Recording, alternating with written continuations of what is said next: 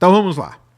Hoje vamos falar de cosmologia, tá? De cosmologia. Cosmologia, que é uma das áreas mais intrigantes da astronomia, tá? Cosmologia, que é a área aí que estuda o quê? Cosmologia estuda a origem, a evolução e o destino do universo. É assim que a gente chama, tá? Então a cosmologia serve para isso, beleza? Cosmologia tem todo um estudo que é feito sobre cosmologia antiga, que é muito legal. Então, por exemplo, a Terra plana, vou falar aqui, ó, 10 segundos de Terra plana. A Terra plana faz parte de uma cosmologia, tá? Que cosmologia? Lá antigamente, há mais de 3 mil anos atrás, quando a gente não tinha noção nem de movimentos, de nada, o pessoal achava que a Terra era plana, aquilo lá era cosmologia para eles, tá? Então a cosmologia ela é uma ciência que ela está em constante evolução, tá? Ela está em constante evolução, beleza? Isso é uma coisa muito importante da gente entender sobre a cosmologia. Muito bem. Uma das coisas muito legais quando a gente começa a estudar cosmologia é entender um negócio chamado paradoxo de Olbers. O que é o paradoxo de Olbers? Desculpa. O que é o paradoxo de Olbers? O paradoxo de Olbers diz o seguinte, o Filipão comentou aqui aquele dia. O paradoxo de Olbers é assim, se cada estrela que está no céu é um sol, vamos supor que seja um sol, e se um sol só, quando brilha no nosso céu, ele clareia o dia, porque milhares de estrelas brilhando no céu, elas não deixam a noite como um dia. Ou seja, o paradoxo de Olbers é, por que a noite é escura, sendo que tem tanta estrela iluminando o céu? Esse é o paradoxo de Olbers. E a gente pode dizer que isso aí é o começo do estudo da cosmologia. É entender isso. Isso é meio que entender o básico das coisas, tá? E aí a gente começa a ter uma noção do que acontece. Existem algumas respostas, né, para o paradoxo de Olbers. Então vamos tentar responder o paradoxo de Olbers? Vamos. Então por quê, né? Porque as estrelas que estão muito longe, por exemplo, podem estar escondidas atrás de algum material ali, né? Algum material opaco, tá? Isso aí não funcionaria muito bem. O universo, preste atenção, o universo poderia ter um tamanho finito. Ou as estrelas ocuparem somente um volume finito. Isso explicaria o fato do céu ser escuro. E aí vem duas outras respostas que são interessantes. O universo teria uma idade finita. Não um tamanho, mas uma idade finita. Ou seja, as estrelas elas só existem por um determinado intervalo de tempo. Faz sentido? Faz, porque é o seguinte, eu posso estar vendo uma estrela que aquela estrela já morreu, entendeu? A luz dela está vindo, mas a estrela não existe mais. Então ela não está iluminando, entendeu? A luz dela é que está a caminho daqui. Então isso é uma coisa sensacional. Outra coisa também, né? As estrelas distantes, tá? Elas têm um baixo brilho superficial. E aí existe uma regra na astronomia de que é como o brilho, tá? Como o brilho da estrela ele se propaga. Existe uma regra que faz isso e essa regra tem a distância, dividindo na equação, está a distância ao quadrado. Então quer dizer que a cada vez que você dobra, né, aumenta a distância ali, o brilho cai muito. Por isso que as estrelas estão mais distantes, o brilho que chega aqui é muito pouquinho. Então isso aí que responde o paradoxo de Olbers. Mas também tem um lance que a gente ainda não sabia, ou pelo menos a galera naquela época não sabia, tá? Muito bem. Todo o estudo, né? Todo o estudo da cosmologia, ele começa, na realidade, a ficar parrudo mesmo, em 1923, tá? Então, em 1923, a gente conhece pela primeira vez um negócio chamado da Lei de Hubble. A lei de Hubble mostra, né? As galáxias, elas têm um desvio para o vermelho, olha só que legal, à medida que aumenta a sua distância. Então, isso aí é uma regra básica dentro da astronomia hoje. Em 1923, um astrônomo muito famoso chamado Arthur Eddington, ele compilou uma lista de 41 galáxias, a maior parte delas medidas por quem? Pelo Vesto Slipher. Quem foi o Vesto Slipher? Foi um dos primeiros caras a conceber esse lance de galáxia, tá?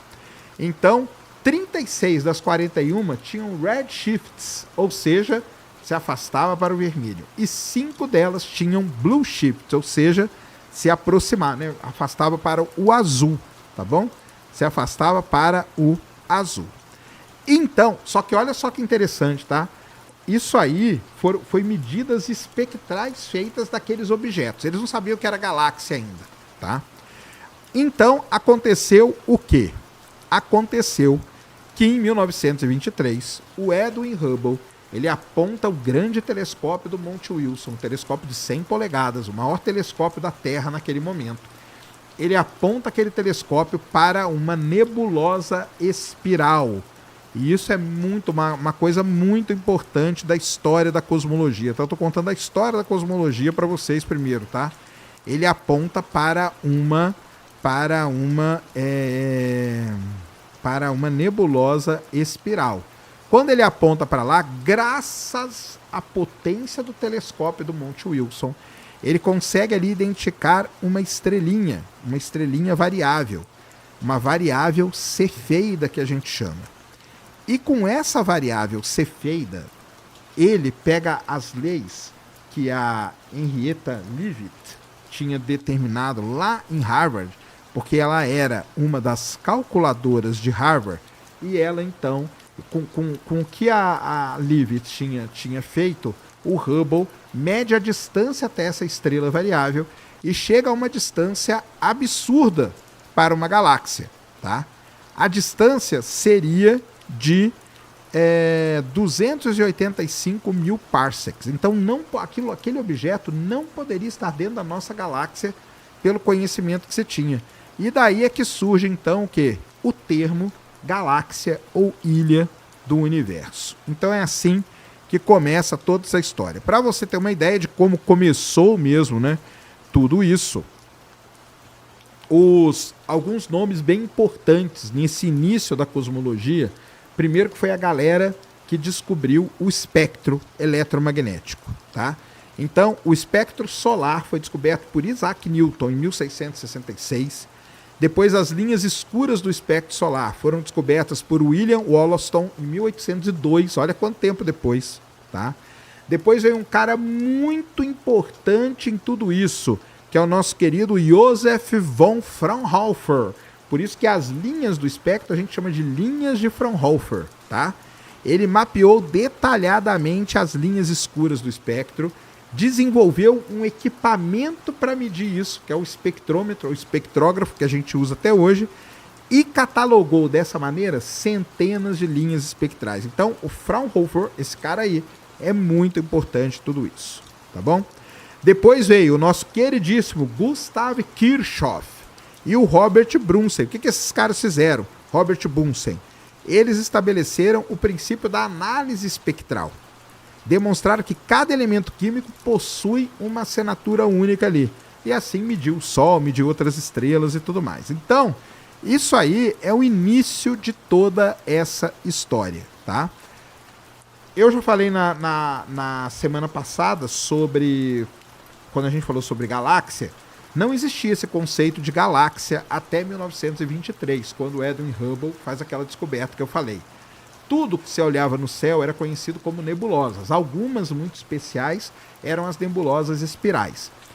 Um cara muito famoso, muito importante na astronomia também, conhecido como Charles Messier, ele resolve fazer o seguinte, ele resolve olhar para o céu e ajudar os caçadores de cometa. A astronomia, durante muito tempo, ela foi só isso, caçar cometa, observar esses fenômenos.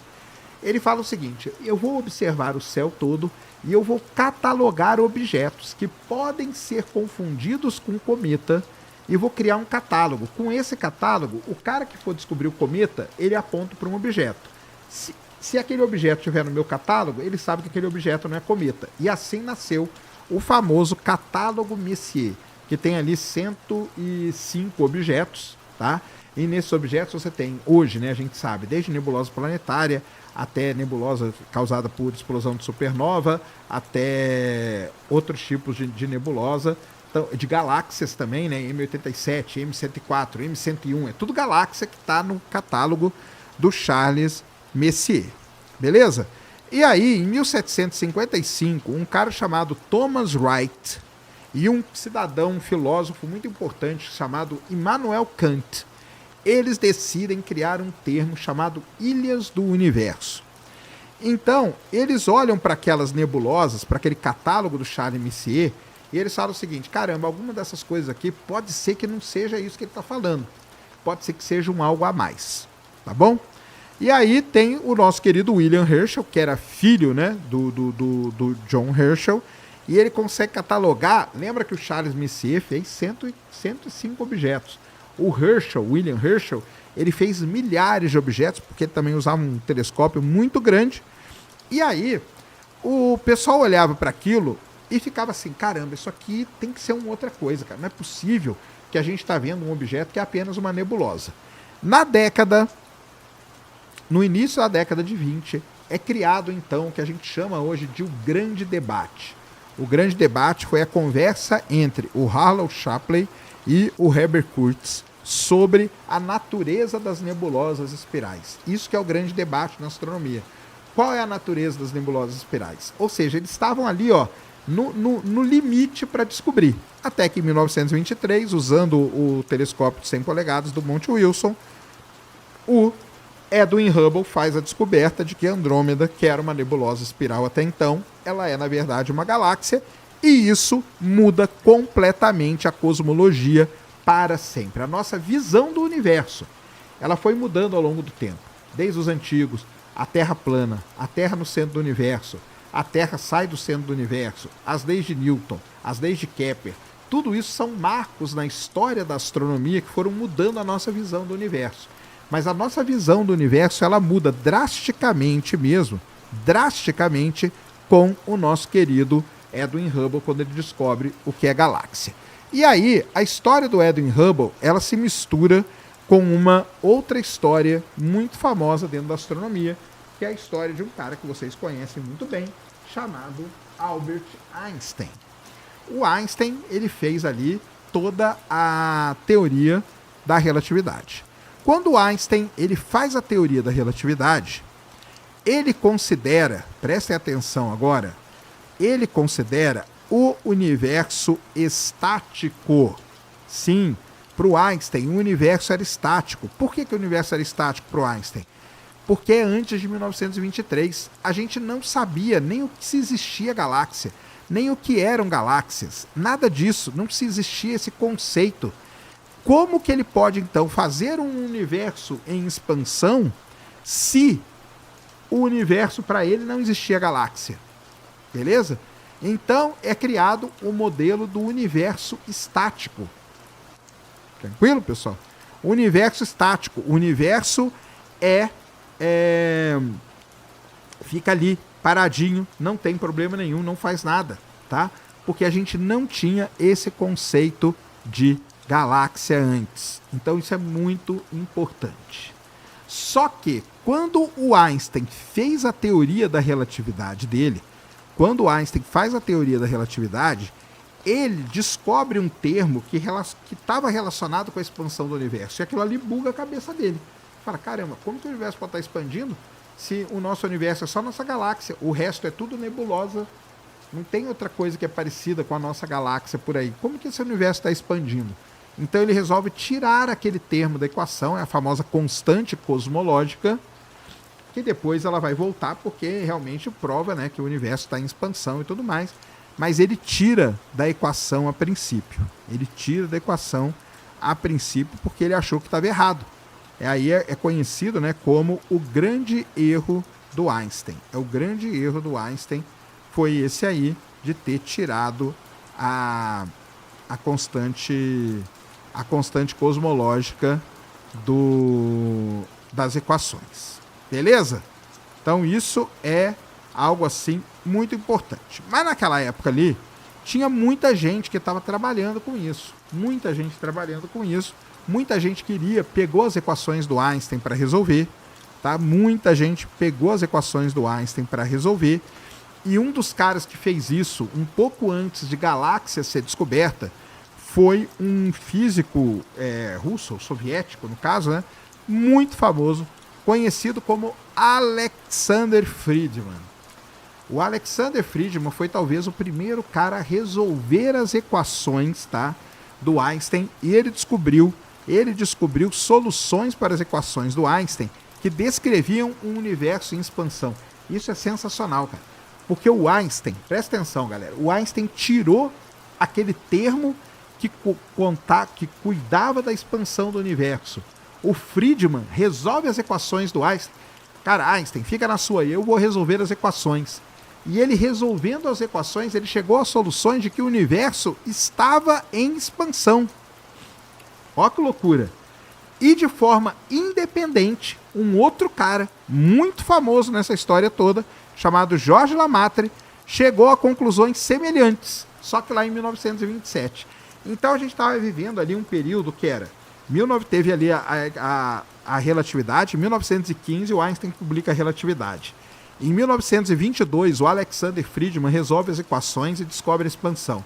Em 1923, a gente descobre que tem galáxias no universo. Mas até então não tinha nada de expansão, tá? Depois, em 1927, o Georges Lemaitre resolve as equações de forma independente e chega no mesmo resultado. E o lance da expansão mesmo, a gente só vai descobrir isso em 1929. Só em 1929, quando quem? Ele de novo, Edwin Hubble, faz então a medida das galáxias usando todo o conhecimento que existia lá de espectro. Lembra que eu já falei para vocês? O espectro tinha sido inventado. Ele pega as galáxias, tá? Ele pega as galáxias, coloca as galáxias ali e ele vai medindo a distância. Então, olha para uma galáxia, pega a distância. Vai lá e olha para o espectro, o quanto que ela desviou para o vermelho e marca ali no gráfico. Pega a outra galáxia, pega a outra galáxia, pega a outra galáxia. E quando ele faz isso, ele descobre algo realmente impressionante. Ele descobre o quê? Que existe uma relação perfeita entre a distância da galáxia e o seu desvio para o vermelho. Ou seja, quer dizer que o universo realmente está em expansão, mostrando o que o Alexander Friedmann e o Georges Lemaitre tinham mostrado resolvendo as equações do Einstein. E que o Einstein tinha mostrado também. Mas o Einstein tinha tirado o termo, a constante cosmológica dele da equação. Então, assim, é um negócio, cara, essa história é sensacional. Eu vou te mandando uma figurinha aí, você vai abrindo aí, ó, Cris. Então tá aí uma primeira figurinha muito legal pra gente ver, que é a figura aí da descoberta, tá? Do artigo original do Edwin Hubble, de 1929. E aí você vai ver como que é real o que o cara fez, tá? Você vai ver como que é real. Muita gente fala, o cara viajou, tal, não sei o que, né? Mas não. O grande Vida Vela! Você tá no meio do furacão, Vida Vela? Sai daí, cara, por favor, não fica aí não. Não fica aí não. Colocou aí? Então, isso, joga aí na tela. Então, olha aí, pessoal. Então você tá vendo aí, ó, na esquerda tá escrito ali, ó, Hubble 1929. Cada pontinho daquele é uma galáxia. Aqui embaixo você tem distância em parsec, tá?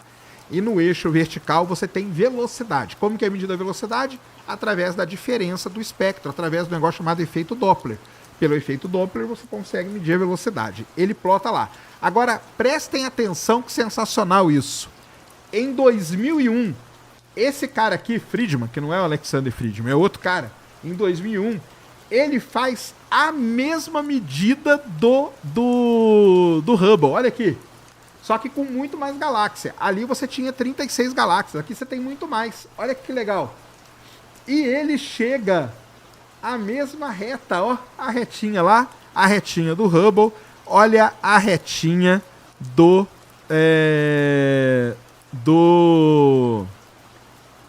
Friedman aqui em 2001. Tá vendo? A mesma reta. Olha aí, a mesma reta. Tá? Mostrando, então, que o que foi feito... Isso aí que é incrível, pessoal.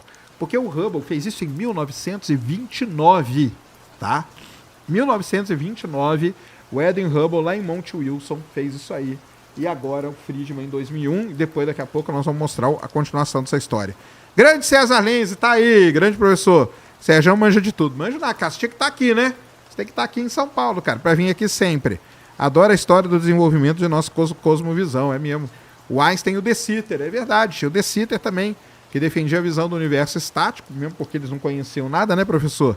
Versus o Friedman e o Lamartre, um embate ciência épico, isso mesmo. E outra coisa, né? Um embate e tudo feito de forma independente, né?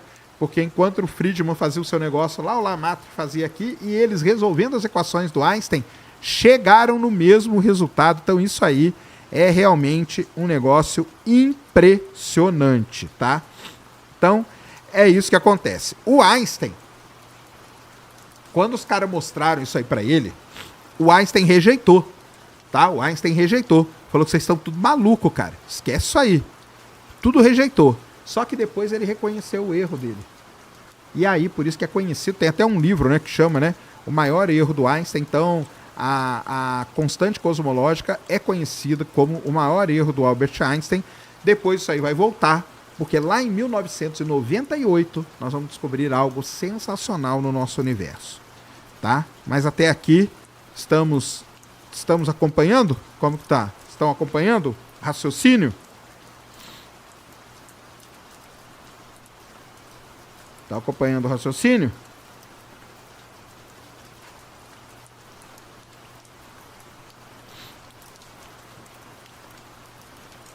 O que o Russo tá falando?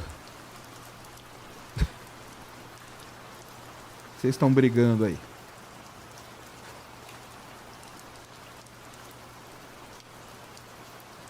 O Einstein fez igual eu na prova, quando marco a resposta certa, mas depois eu vou e marco... É isso aí, o Einstein fez isso mesmo.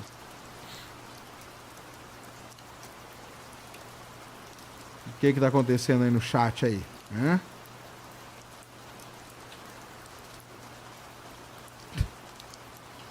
Mandou no número. Bane o Ruel, não tem como banir, cara. O que ele tá falando aí? A equação do efeito Doppler para que a luz, sua expressão que generaliza todos os casos do efeito Doppler, que é a alteração da frequência sonora luminosa, parece... É isso aí. Isso mesmo, Renata.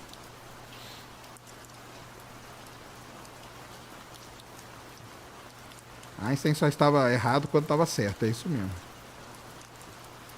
Sérgio, quando eu era criança, adolescente, queria ser cientista, adorava astronomia, ganhei medalha de prata na Olimpíada de Astronomia. Boa, mas crescendo na extrema pobreza, acabei desistindo. Opa, cara.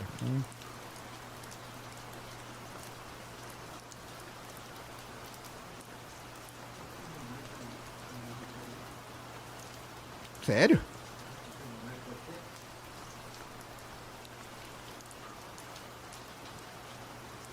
Não vi, não. Você mandou aqui pra mim? Ah, não vi, não. Beleza. Então, chegamos aí nessa questão, tá? Bem, a teoria da relatividade do Einstein, embora ele tenha errado e tudo mais, tá? Ele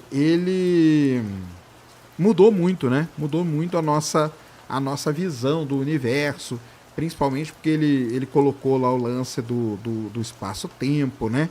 Que a gente traduz como tecido do espaço-tempo, mas não é tecido, tá? Não é tecido. O Einstein, nessa visão dele da relatividade, a gravidade passa a ser a distorção deste meio conhecido como espaço-tempo, tá? Então é a curvatura do espaço-tempo que é criada pela gravidade, e isso gera consequências muito interessantes até chegar no caso do buraco negro, tá? Então a relatividade desvia a luz, né? Então os campos gravitacionais eles desviam a luz, a gente usa isso hoje em lentes gravitacionais, a gente provou isso no eclipse total de 1919, tá? Então ela deu uma expandida, lembrando que, né, se a gente vier nessa história de momentos que marcaram, que revolucionaram a astronomia.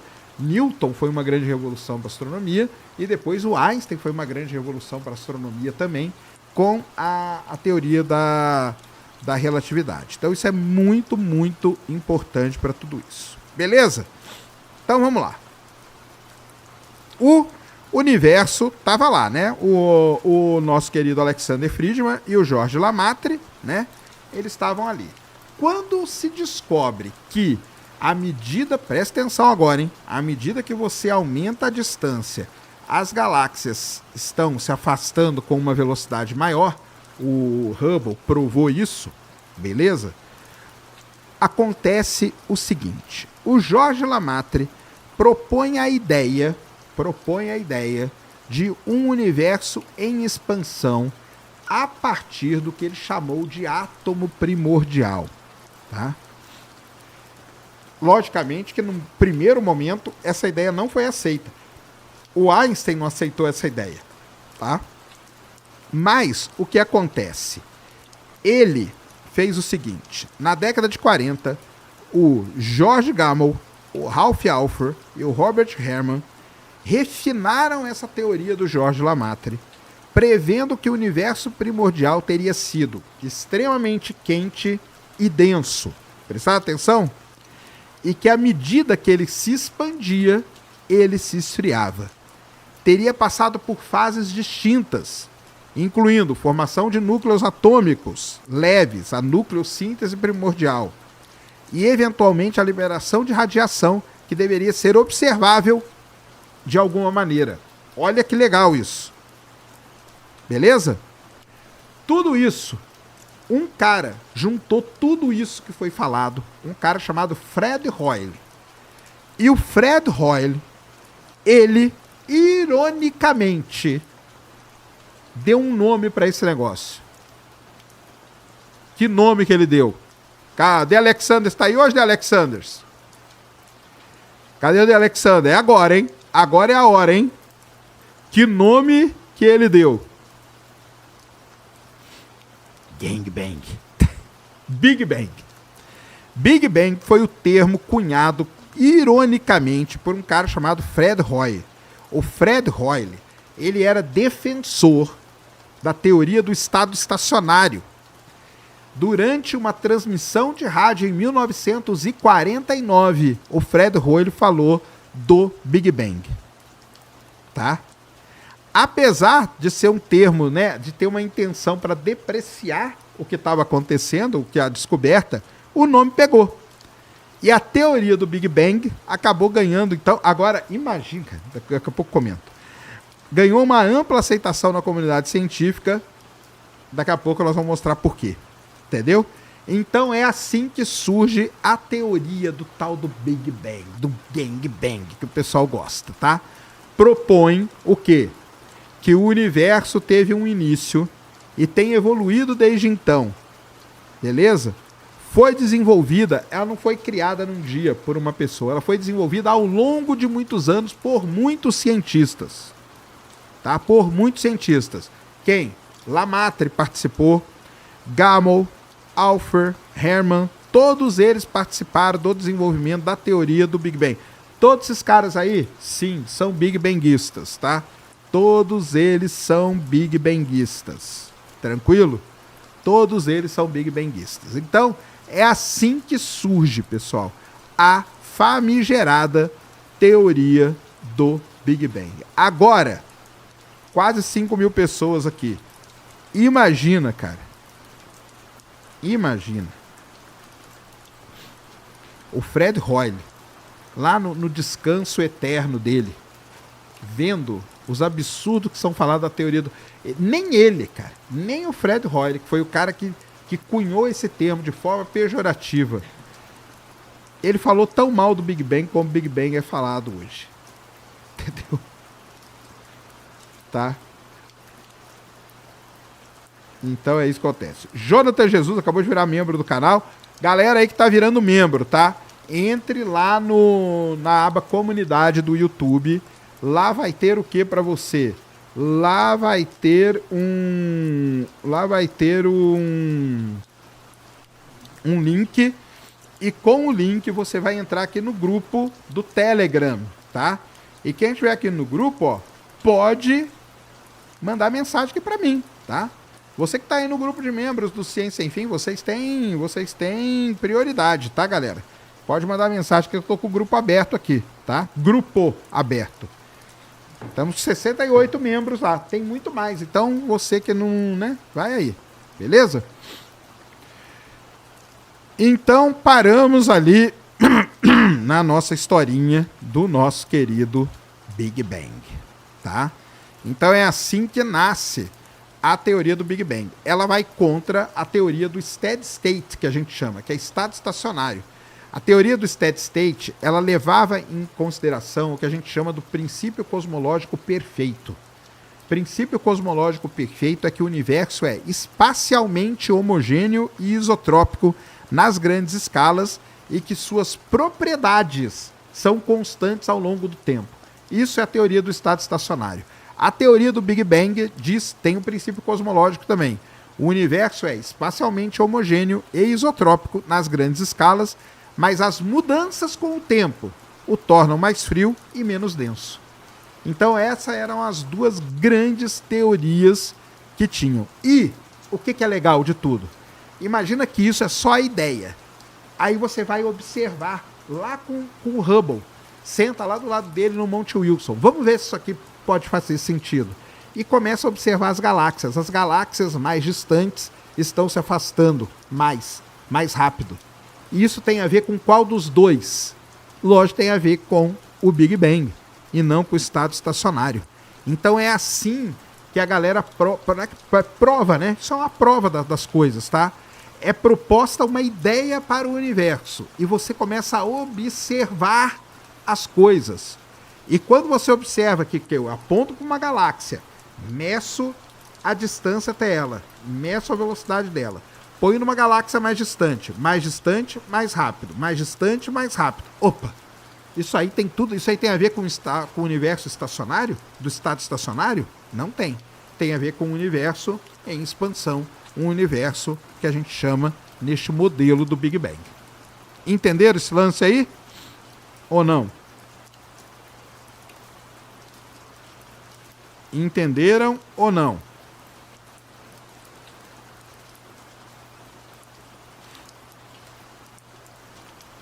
Beleza? Muito bem. O que vai acontecer então depois disso? O pessoal vai tentando, daqui a pouco eu vou falar de matéria escura e energia. Calma, galera.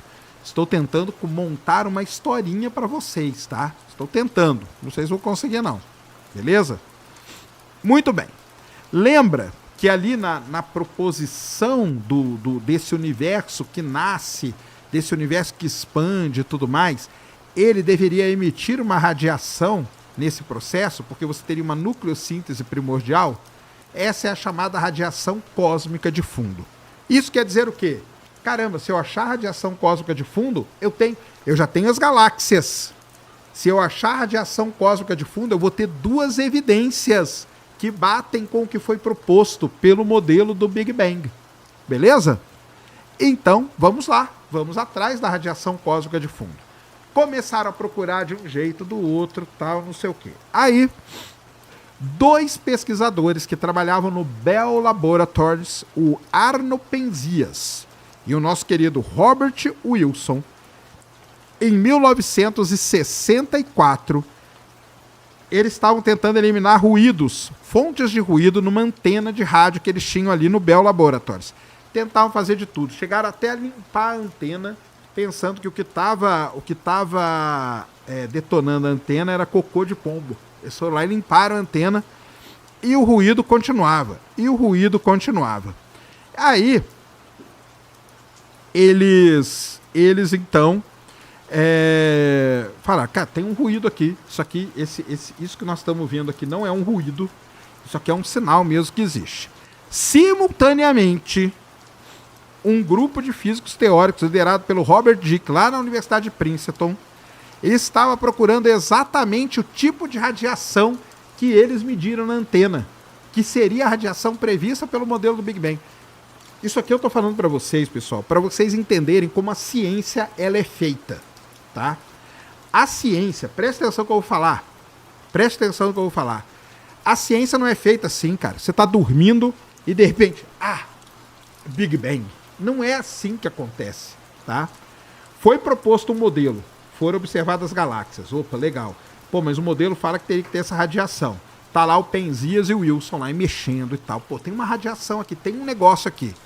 E lá na Universidade de Princeton, de forma independente, sem conhecer os caras, os físicos teóricos estavam querendo achar uma radiação que é aquela que a antena do Penzias e do Wilson detectou.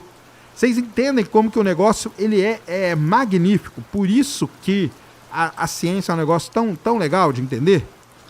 Beleza? Então é isso que eles fizeram. A descoberta, né, da então radiação cósmica de micro-ondas de fundo, né, ou radiação cósmica de fundo de micro-ondas, forneceu uma forte evidência para a teoria do Big Bang e contra a teoria rival. Qual era a teoria rival? Do estado estacionário.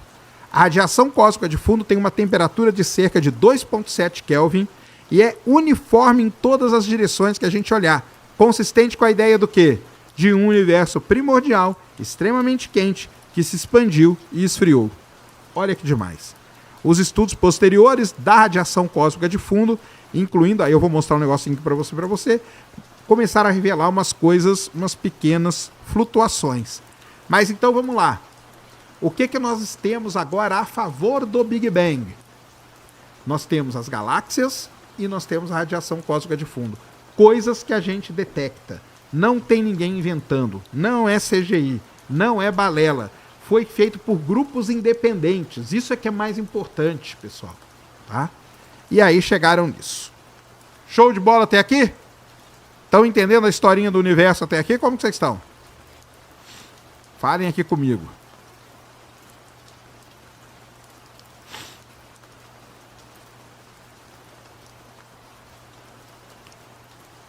Falem aqui comigo. Cadê? Ué, cadê meu? Cadê?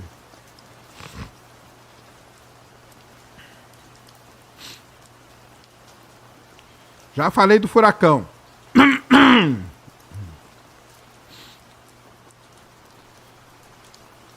Show, entendi. Entenderam? Tudo ferrado. Boa. Já falei do furacão. Já falei do furacão. Muito bem, então. Então vamos lá. Ó, o canal Dark Mano Punk mandou o seguinte: sacane. Fomos criados pelas máquinas. Não são máquinas que criamos. São máquinas que se criam e procriam no espaço. Seres conscientes, tecnológicos. Mas são seres ou são máquinas, cara? Somos o protótipo mais resiliente nesse solo alien. Caramba, cara. Isso é o quê? Um roteiro de ficção científica? Porque isso aí não é a nossa vida. De novo, o canal Dark Mano Punk. Mano Punk, vamos lá. Vou te ensinar como que a gente faz ciência. Você está falando o seguinte: sacane, fomos criados pelas máquinas. Então a primeira coisa que tem que me mostrar é uma evidência que eu fui criado por uma máquina. Beleza? Qual é a evidência que vai me mostrar para isso? Não são máquinas que criam, não são as máquinas que a gente cria. São máquinas que se criam e procriam no espaço. Então, você tem duas coisas para mostrar para mim. Primeiro, uma máquina procriando e depois uma máquina dando origem ao ser humano. Mostrando isso, cara, eu acredito em tudo que eu vejo. Tá? Se eu mostrar isso, tamo junto. Tá? São seres conscientes, tecnológicos. E nós somos um protótipo. Só que é um protótipo que deu certo. E qual que é o projeto final, então? Vamos com calma, né, galera? Vamos com calma. Com calma. Tá? Com calma.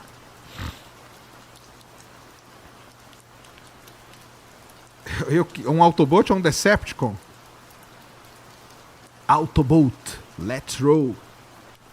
Não é isso que fala o Optimus Prime?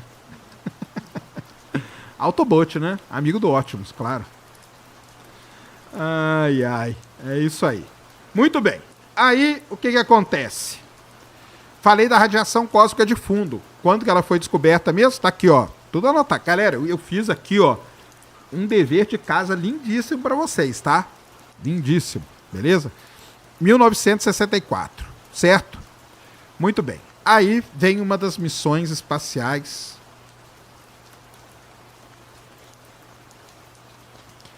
mais sensacionais de todos os tempos. Agora eu vou falar de 3 missões aqui que são um espetáculo, tá? A primeira missão foi a chamada missão COBE, tá? Missão COBE foi um satélite lançado ao espaço, tá? E ele conseguiu, foi pela primeira vez, lembrando, hein? Tudo isso aí era medido numa antena lá, né, ferradona e tal, que pensava que era ruído e não sei o quê. Porém, lançaram uma missão chamada COBE, que quer dizer Cosmic Background Explorer, tá? Cosmic Background Explorer. E aí, essa missão conseguiu pela primeira vez na história medir a radiação cósmica de fundo do universo, que é a missão COBE. Deixa eu colocar as 3 de uma vez, espera aí.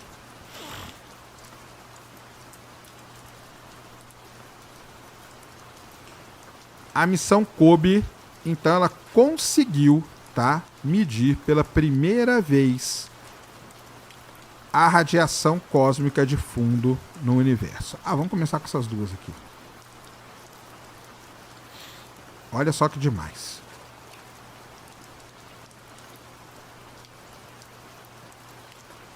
Porque é o seguinte, o cara lá dos Autobots lá, o cidadão dos Autobots, cara, você pode falar qualquer coisa, você tem que ir atrás das evidências. As evidências, elas têm que comprovar o que você está vendo, né? Então vamos lá, ó. Então, em 1964, o Penzias e o Wilson mediram lá na antena, tá? Coloca aí essa imagem que eu tô te mandando agora, Cris. Mediram lá com a antena do Bell Laboratories, que eles pensavam que era um ruído. Vocês vão ver qual foi a medida deles, tá? Vocês vão ver a medida aí a medida que eles fizeram. Então tá aqui, ó. Tá? Ali, ó, tá aquela antenona lá que eles mediram. A imagem daquela antena seria isso aqui, ó. Tá vendo? Não tem nada. Mas tá vendo? Tem uma linhazinha ali no meio. Aquilo ali é a radiação cósmica de fundo. Eles não conseguiam tirar aquilo de jeito nenhum. Chegaram à conclusão que era uma radiação. Isso em 1964. Olha como você tem que ter paciência para fazer ciência, principalmente na astronomia. A gente só consegue mandar alguma coisa para o espaço para medir algo em 1992, que é o COBE, Cosmic Background Explorer. E ele faz essa imagem aqui pra gente. Olha a imagem do COBE aqui, ó. Tá vendo? O que são as cores? As cores é a variação de temperatura, tá? Você vê que é um negócio todo grosseiro e tal, né? Mas olha o que o COBE já mostra pra gente. Ele mostra que existem variações, que existem pequenas variações. E essas variações depois elas vão dar pano pra manga, que é muito legal, tá? Muito bem. Passaram-se muitos anos. 10 anos depois, a missão WMAP, uma missão da Agência Espacial Europeia chamada de WMAP, foi mandada para o espaço, que é a Wilkinson Microwave Anisotropy Probe, a famosa WMAP. A WMAP é mandada para o espaço e consegue, então, medir pra gente. Olha que maravilha de imagem, ó. Olha que maravilha de imagem. Mas você vê que essa imagem aqui, embora tenha variação, é mais ou menos tudo mais ou menos a mesma coisa, ó. Tá dando pra perceber que é tudo mais ou menos a mesma coisa? Tá, não tá? Essa é a imagem do WMAP, tá? Essa é a imagem do WMAP. Deixa eu colocar até uma imagem melhor aqui do WMAP para vocês, ó. Então, Penzias e Wilson da antena, COBE, Cosmic Background Exploration, Wilkinson Microwave, né? Wilkinson Microwave Anisotropy Probe, tá? Para medir a anisotropia. E aí você vê que elas são bem... Ó, deixa eu mandar outra imagem aqui, ó, Cris. Que é só ela aí.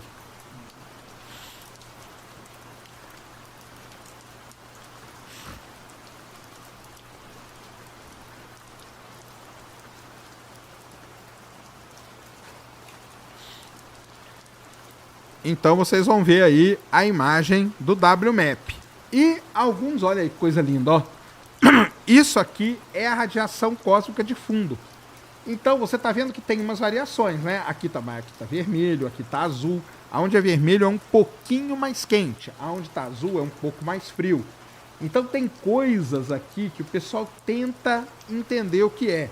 Por exemplo, tem essa manchona bem fria. Essa manchona bem fria aqui, tem o pessoal que diz que é o encontro com um outro universo. Que seria um universo encontrando com o outro. Tá? Então seria isso aqui.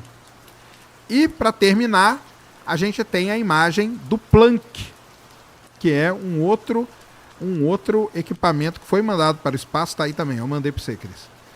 Então, Roger Penzias, COBE, WMAP e Planck.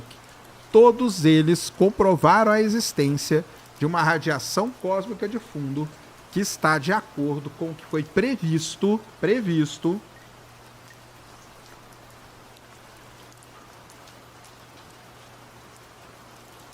pelo modelo do Big Bang. Tá ali, ó. Pode aumentar aquela imagem ali?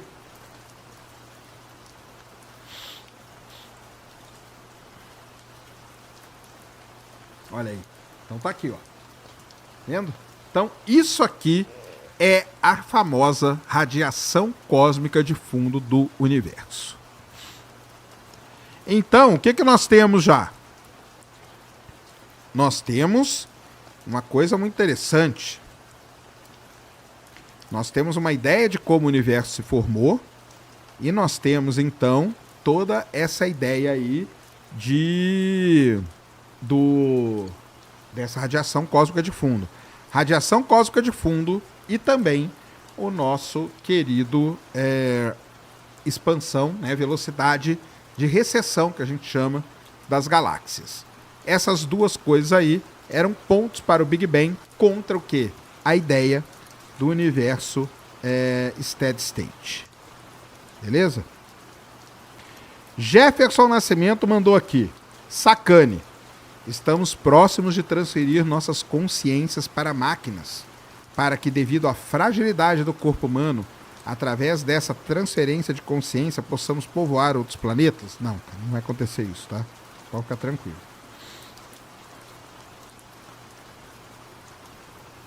Beleza?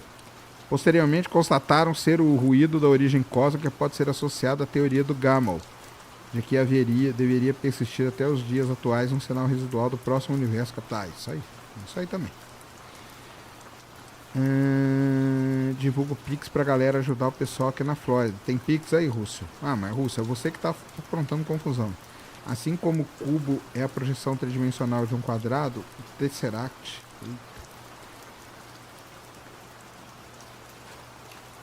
Uma coisa que eu não entendo do que é feito o tecido. O tecido, não existe tecido, cara. O que você não entende, você tá toda a razão de não entender. Porque alguém traduziu essa porcaria como tecido e ficou isso aí pra sempre, tá?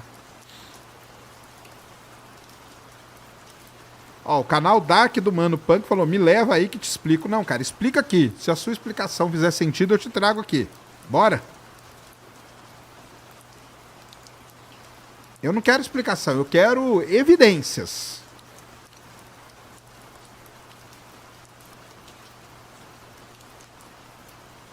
Existe relato de tornados e terremotos em outros planetas? Sim. Em Marte nós já registramos mais de 3.000 terremotos e tornado em Marte tem. Chama-se Dust Devils, tá?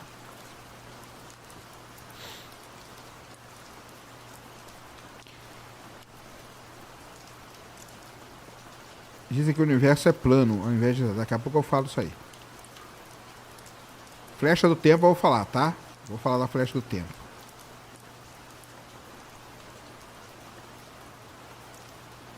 Eu não quebro ninguém não, cara. Eu só pergunto pro cara pra ele me dar aí uma evidência, cara. Se ele me der uma evidência, tá bom. Não precisa ser muitas, não.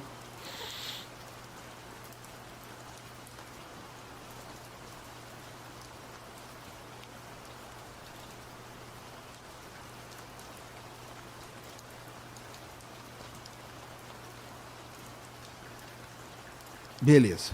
Então, muito bem. Com isso, então, se nós chegamos à conclusão de que tem galáxias se afastando de nós, que tem uma radiação cósmica de fundo que a gente conseguiu detectar, o pessoal conseguiu então, né? Então vamos supor assim, né? A teoria do Big Bang tinha grandes evidências ali para ela. Com isso, tá? Com isso, os pesquisadores começaram então a bolar uma cronologia para a história do universo. Uma cronologia para a história do universo. Então, vamos lá. A cronologia dos primeiros momentos do universo é dividida em várias épocas distintas. A primeira é conhecida como a Era de Planck, que é até 10, presta atenção agora, 10 elevado a menos 43 segundos após o Big Bang. É o período mais primitivo, onde as leis da física conhecida nem se aplicavam. Veio então a grande unificação, a era eletrofraca, a era quark, a era radônica, a era leptônica, que são as partículas que vão formando os hadrons, os quarks e os leptons, tá? Cada uma dessas eras caracterizadas por eventos específicos na evolução do universo primordial, como a separação das forças fundamentais e a formação de diferentes tipos de partículas, hadrons, quarks, leptons. Beleza? Aí, o que acontece? Algumas coisas não se encaixavam nisso aí. E é aí que o pessoal pega no pé, tá? Por exemplo, a inflação cósmica, né? Então, um pesquisador chamado Alan Guth, em 1980, ele propôs a inflação cósmica como sendo uma extensão da teoria do Big Bang. Ela postula o quê? Que o universo passou por um período de expansão exponencial extremamente rápida nos primeiríssimos instantes da sua existência, entre 10 a menos 36 e 10 a menos 32 segundos. Durante esse breve período, o universo teria expandido por um fator de pelo menos 10 a 26, aumentando de tamanho mais rapidamente do que a velocidade da luz, o que é permitido pela relatividade geral, já que é o espaço em si que está se expandindo. Isso a galera não entende, né? Porque não é uma coisa que está andando ali no universo, mas o espaço é que está se expandindo. Então pode acontecer de ser mais rápido que a luz. Essa expansão rápida explica por que o universo parece tão uniforme em grandes escalas e porque é geometricamente plano, como a gente diz. Tá bom? O legal é o seguinte, e é aí que entra uma das grandes críticas, né, a esses modelos todos. A inflação, quando você coloca o termo inflação cósmica, que é essa rápida expansão no curto espaço de tempo, ela resolve vários problemas da cosmologia, tá? O problema do horizonte é resolvido porque as regiões do universo que parecem não conectadas hoje teriam estado em contato antes da inflação. O problema da planaridade, porque a inflação teria alisado, né, que o pessoal gosta de falar, quaisquer curvaturas iniciais do espaço-tempo. Além disso, a inflação fornece um mecanismo para a origem das flutuações de densidade que levaram à formação das estruturas no universo. Então, a gente consegue, colocando este termo inflação cósmica ali, chegar a arrumar vários problemas da nossa teoria. Muita gente critica, fala que a inflação cósmica não existe, mas existem aí grandes trabalhos, a própria Maria Gêmeos aqui, ela trabalha com inflação cósmica. O Bingo é um observatório que quer tentar descobrir algo com relação à inflação cósmica, e essas coisas podem estar relacionadas com matéria escura, energia escura e coisas do tipo. Beleza? Tá bom? Então, essas flutuações quânticas primordiais que acontecem ali graças, né, à inflação cósmica, beleza? Essas pequenas flutuações é que acabam, através da lei ali de perturbação, elas acabam se amplificando e dando início às primeiras estruturas do universo. Beleza? Elas crescem sob a influência da gravidade, e regiões mais densas atraem mais matéria, tornando ainda mais densa, enquanto as menos densas ficam sem matéria. E aí, com isso, se cria aquilo que eu mostrei na semana passada, que é a teia cósmica. Por que a teia cósmica é daquele jeito? Porque a gente tem lugares onde a matéria se concentrou mais, ganhando mais massa, atraindo mais, com força gravitacional maior, e regiões com menos massa. E é isso que aconteceu pelo universo. E quando acontece isso, acontece a formação das primeiras estrelas do universo, que são as estrelas famosas, né? As estrelas de população 3, e pequenas protogaláxias, que são então a semente das grandes galáxias que a gente vem hoje, das galáxias que a gente tem hoje. Então vamos lá. Entra o James Webb na história. O que ele descobre lá no início do universo? Essas sementes propostas aqui. Ainda não descobriu as estrelas de população 3, mas quando ele encontrar as estrelas de população 3, essa teoria aqui vai fazer muito sentido. Beleza? Graças a quem? Graças ao James Webb. Tranquilo?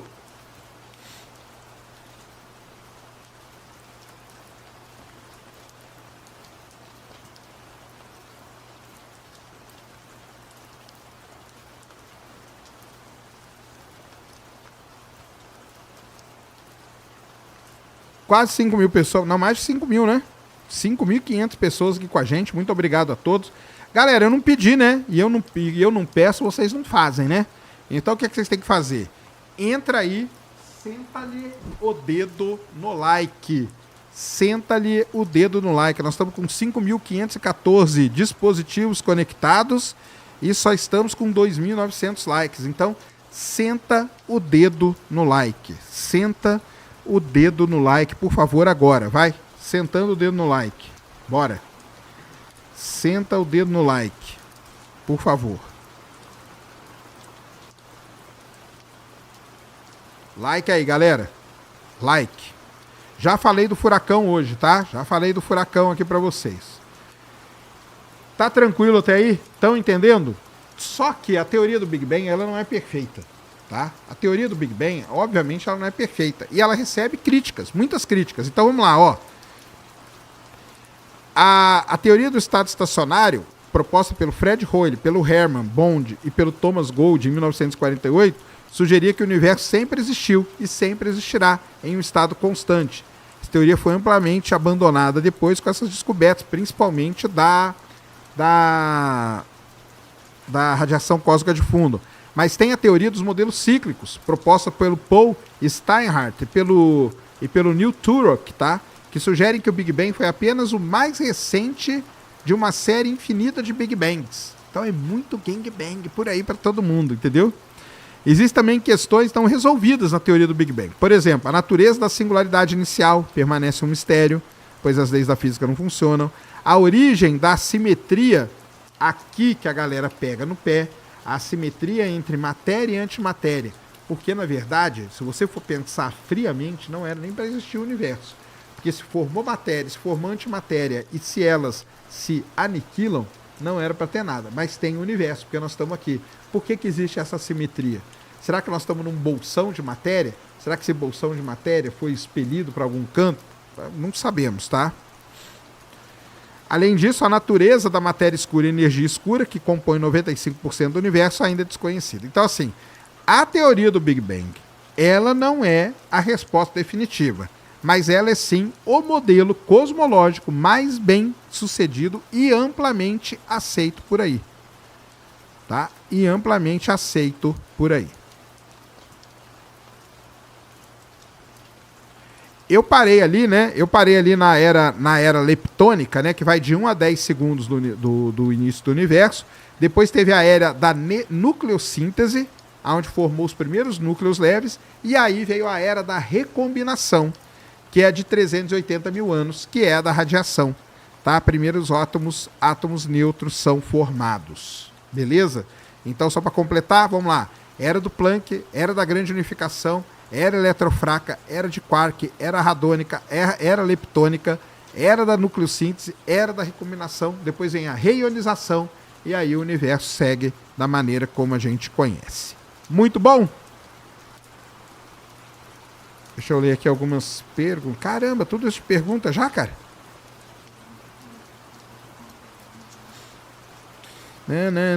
Eu moro aqui em isso aqui, os anéis de Saturno podem virar uma lua. Na verdade, eles já devem ter sido luas, tá?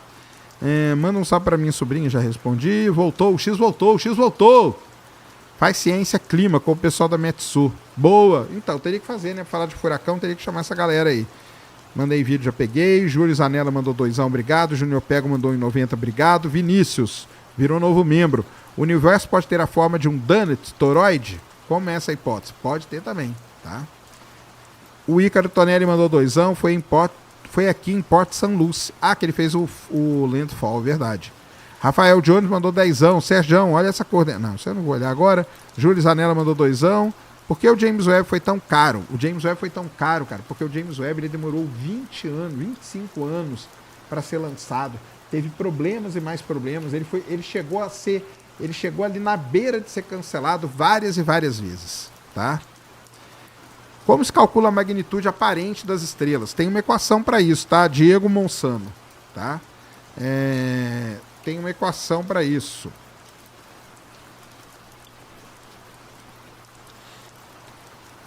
A equação é o seguinte: Fx dividido por Fx0, onde Fx é o fluxo de densidade emitido pela estrela, você usa um filtro espectral para isso, e f de x0 é o fluxo de referência. Então você faz a magnitude é igual a menos 5 log de 100 Fx sobre Fx0. E assim você tem a magnitude. É uma equação, tá? Lógico que ninguém faz isso, né? Você faz, o computador faz tudo isso para você em 1 segundo, né? A gente chama de magnitude aparente, tá? A magnitude aparente do Sol é menos 26,7, da Lua menos 12, de Vênus menos 4,4, de Marte menos 3 e por aí vai. Beleza? Cadê aqui? Zenit Vida Vela tá lá no meio do furacão, sai daí, cara. O Avelino Bezerra mandou 5. Cada estrela tem planetas na sua órbita? Existem zonas habitáveis que possam ser exploradas? Não tem. Lógico que não, porque são muito longe, mas basicamente quase toda estrela tem, tá? Fernando Henrique, conhecendo astronomia na outra, trabalho social em desenvolvimento no litoral do Paraná. É meu primo. @conhecendo.astronomia. Então sigam ele lá. Grande professor César Lenze, Programação Sem Fronteira mandou 20. Sergião, quando eu era criança, que eu já li. Membro novo, olá, este é o Ciência Secreta? Não, esse é o Ciência Sem Fim mesmo. O secreto é aqui no grupo só.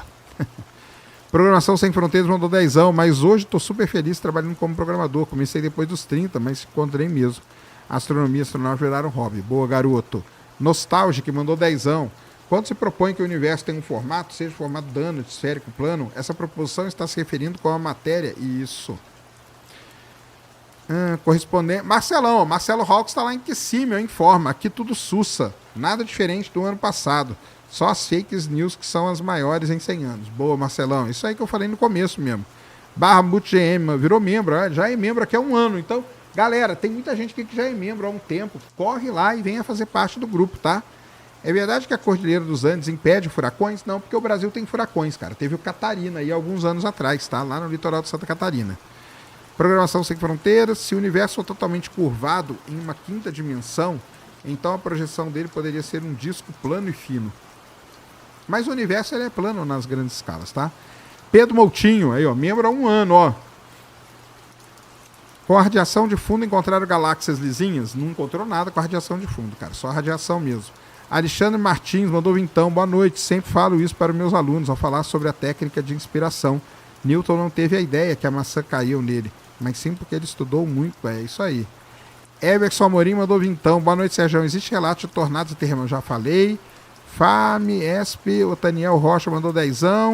Parabéns, a densidade, quantidade de galáxias mais distantes seguem mesmo a lei Beer-Lambert em concentração? Nossa, não sei nem o que você está falando, cara.